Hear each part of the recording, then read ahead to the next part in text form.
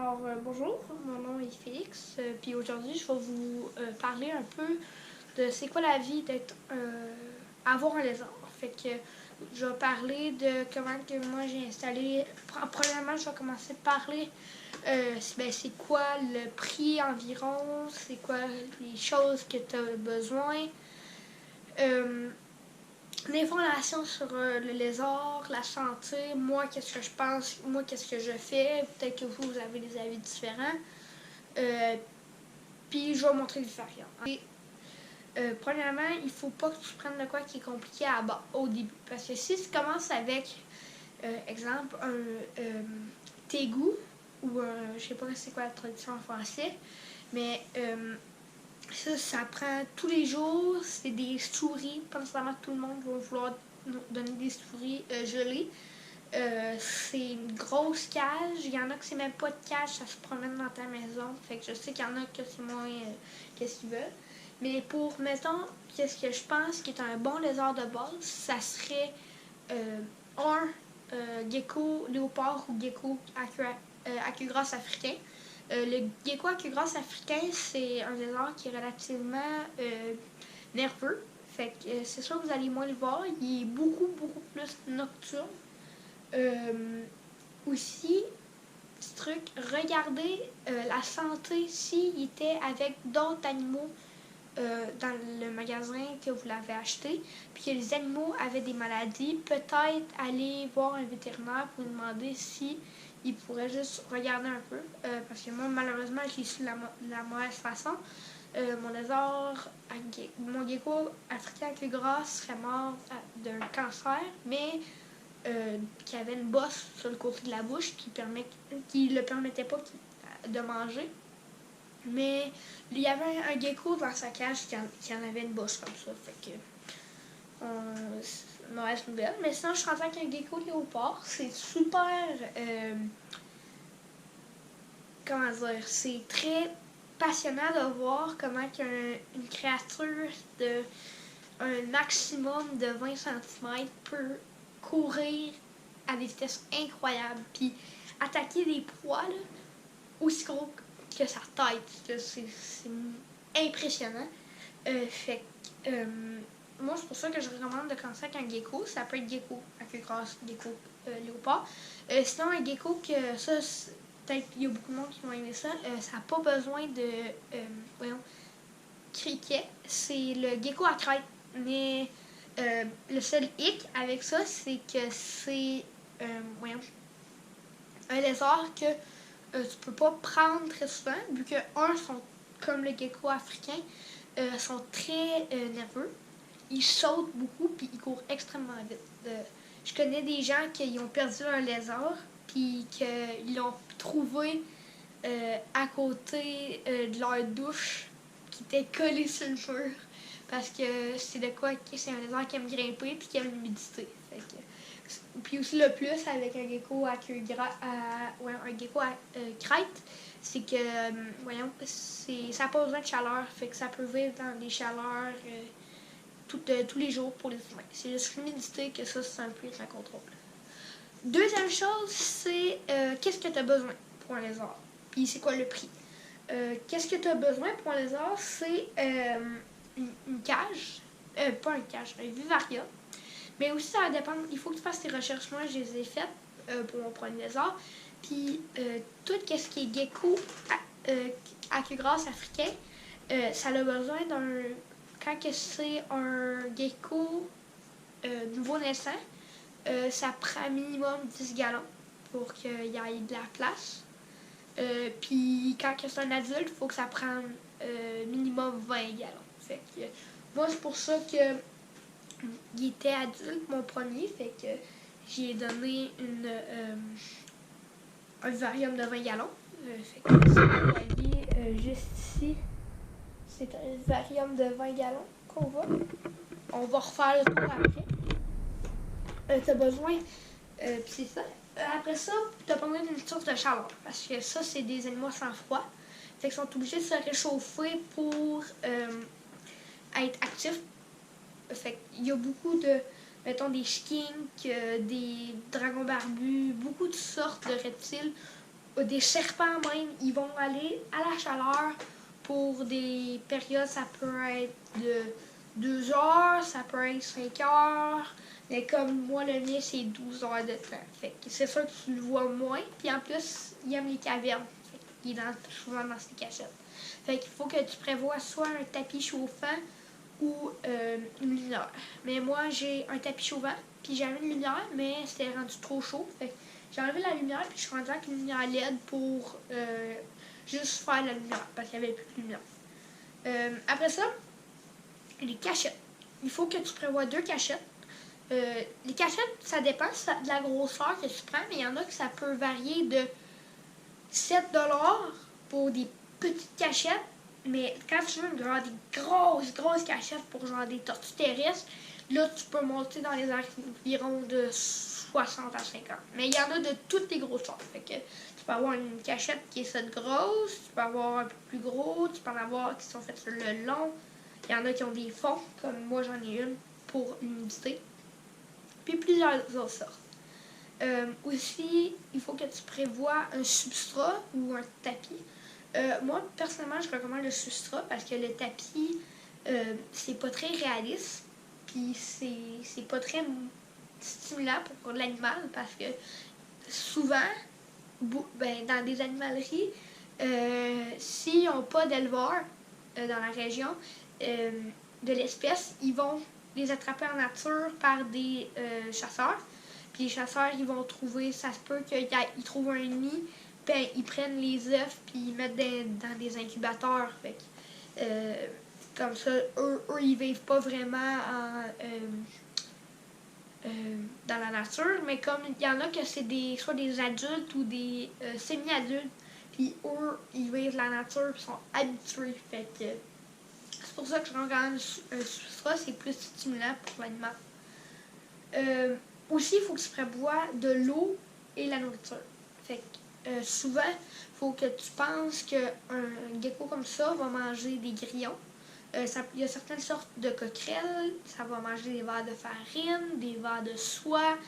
Je recommande pas, mais je sais que tu peux faire ça avec des dragons barbus, des vers de terre. Mais je recommande pas du tout ça. Souvent, il y en a qui ont des bactéries, puis à moins que tu fasses mettre en quarantaine pendant 2 semaines, comme ça, au cas où il y a une bactérie qui tue l'animal, ben au moins ça tue pas ton animal. Fait que sinon, c'est pas mal ça. Moi, j'ai mis 2-3 petites choses de plus, comme une branche puis une plante. Ça, c'est pas essentiel, c'est juste l'esthétique, c'est plus beau. Puis aussi, l'animal peut, la branche peut aller en dessous, peut grimper. Il y a des places où l'animal, quand il est en mue, ben, il peut se frotter pour enlever sa mue. Mais sinon, c'est pas mal ça. Fait environ, je dirais, un total qu'il faut que tu te planifies pour un animal comme ça. Moi, il faut penser que j'ai acheté une plante, puis j'ai acheté beaucoup de substrats parce qu'ils vendaient pas juste des briques simples, ils vendaient des gros packs. Des grillons, des suppléments parce que comme des animaux comme ça, il faut que tu leur donnes, vu qu'ils n'ont pas nécessairement de calcium ou de vitamines dans leur proie, ben, il faut que tu leur mettes une petite poudre. Moi, vu que c'est un bébé, c'est beaucoup de calcium. Tous les jours, c'est du calcium. Il y a juste hier qu'il n'y en a pas eu parce que le dernier criquet, ça avait nettoyé. Puis c'est ça, quand tu mets des criquettes dans le vivarium, ben, ils vont venir se nettoyer, puis ils vont enlever du calcium. Ils vont peut-être en avoir dans le corps, puis ils vont peut-être être supplémentés, mais aussi, ils vont peut-être se frotter à quelque part avec leurs pattes arrière, puis ça se peut qu'il n'y ait pas de supplément sur ça. Fait que, je sais pas si je l'ai dit, mais le total, c'est à peu près 500$ que moi j'ai payé. Mais ça, c'est vraiment, c'est pas le... Je sais, il y a beaucoup de monde qui sont comme « Ah, 500$, c'est beaucoup pour un lézard. » Je dis, moi, c'est pas nécessairement... Moi, je suis allée pour une cage un peu plus grosse, fait que j'ai payé un peu plus cher pour la cage, mais sinon, c'est pas 500 $ pour le lézard. Il y a un gecko chaos, je sais pas si c'est le nom en français, mais c'est le plus gros gecko, le plus cher aussi. Le gecko en tant que tel est 400 $ et 4000 $, je veux dire. Fait que faut que tu prévois un méchant budget, puis c'est une cage sur le haut, fait qu'il faut que tu en prennes un peu plus gros, il y a beaucoup de plantes, puis tout ça. Mais sinon, le lézard en tant que tel a coûté 80 $, puis c'est un bébé. Puis il faut penser que ça, c'était un régulier. Ce qui est sérieux, c'est que dans la morphologie d'un lézard, comme nous, je sais pas si c'est ça, mais nous, on a comme des morphes dans notre genre. Comme il y a des personnes qui sont blanches, il y a des personnes noires, basonnées. Mais ça, c'est comme des morphes. Puis eux, les geckos, ils ont comme léopards, ils ont comme ça. Fait qu'il y en a qui vont être tachetés, il y en a qui vont être à bande, comme le mien. Puis aussi, il va en avoir qui sont soit tout blancs, ou il y en a même qui vont, leur morph, ça va être qu'ils vont être plus gros. Ils vont avoir la même base de points, mais ils vont être juste plus gros. En général, on appelle ça des galzoras. C'est ça. Je pense pas mal le moment de vous montrer le vivarium que j'utilise pour lui. Je vais juste venir avec vous. On a ici, on a la cachette chaude. Il y a un tapis chauffant en dessous de ça. Fait que présentement, c'est à, laissez-moi un petit moment, 92,8. C'est une bonne chaleur. Il faut pas penser il faut que ça soit quand même de bonne température parce que si c'est pas assez haut, ton lézard va pas être actif, va pas manger puis il va mourir. Puis il faut pas que ça soit trop chaud parce que sinon il peut se faire mal puis avoir des maladies de chaleur. Fait qu'on a le substrat, c'est du sable Zilla, une très bonne compagnie. Toutes les compagnies sont super bonnes. Sauf Ginette, que ça, je les aime un peu moins. C'est plus, je trouve, une compagnie cheapette.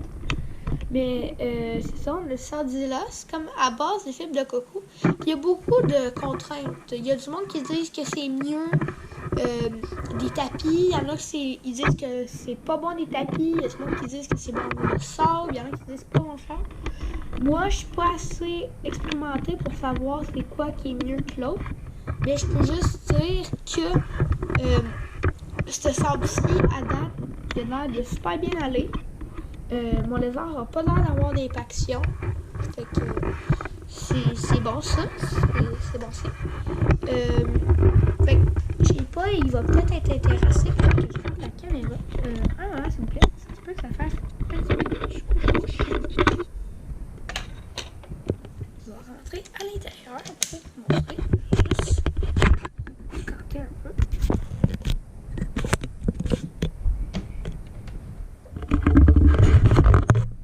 À l'intérieur, on a une cachette comme humide.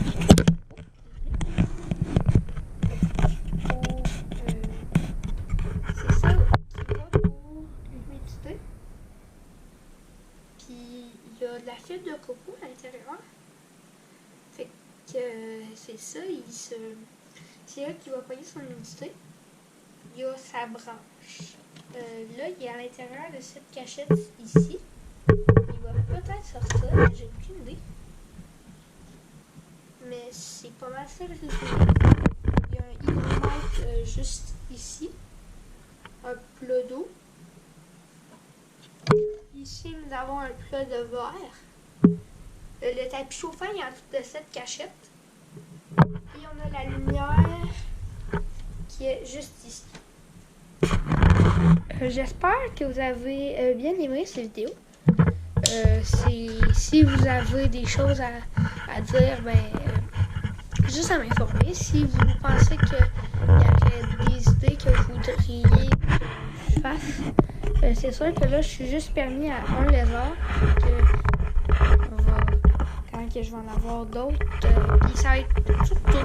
C'est une chaîne qui va être relativement sur un sujet, fait que ça se peut que ce soit de la randonnée, ça se peut que ce soit ça se peut que ce soit juste des montages vidéo, des moi qui parle. Fait que, en tout cas, c'est une première base. Fait que, on se voit à bientôt et on se dit à la prochaine. Au revoir!